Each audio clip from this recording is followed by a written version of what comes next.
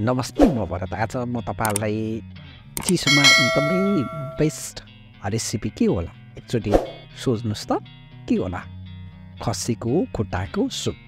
चिसोमा एकदमै बेस्ट हुन्छ चिसोमा पनि ठिक हुन्छ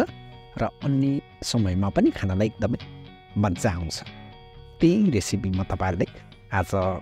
बनाएर देखाउँदै छु हैन बनेको देखाउँदैछु बनेको बनाउँदै हैन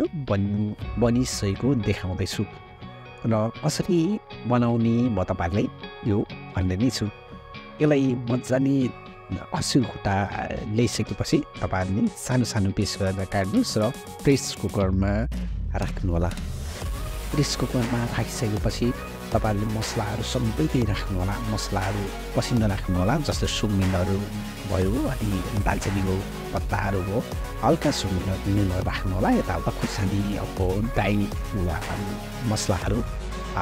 गरम मसलाहरु अनि धनियाको पाउडर सबै राख्नु होला मिट मसला थोरै थोरै राख्नु होला धेरै नराख्नु पिरो चिल्लो पनि सुप चाहिँ हुँदैन मैले बनाएर देखाएको छु तपाईले एकदमै बेस्ट तरिकाले बनाएको छु र त्यति चिज हालिसकेपछि हामीले आवश्यकता अनुसार पानी राखेर र सिटी लगाइदिने हेर्नुहोस् त एकदमै बेस्ट हुन्छ सिटी लाउने सिटी लगाइसकेपछि कम्तीमा पनि 3 वटा सिटी लगाइसकेपछि यस्तो एकदमै तयार हुन्छ भनेको मतलब मासु र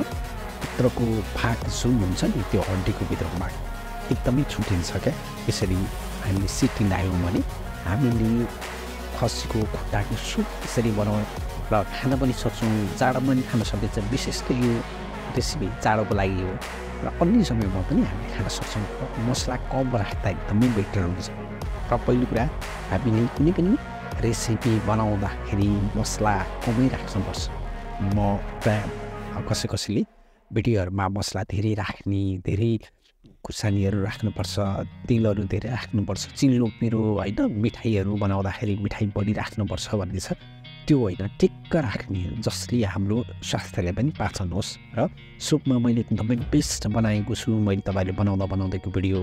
बनाउन सकिनँ बनाइसकेको पछिको यो हो हस् त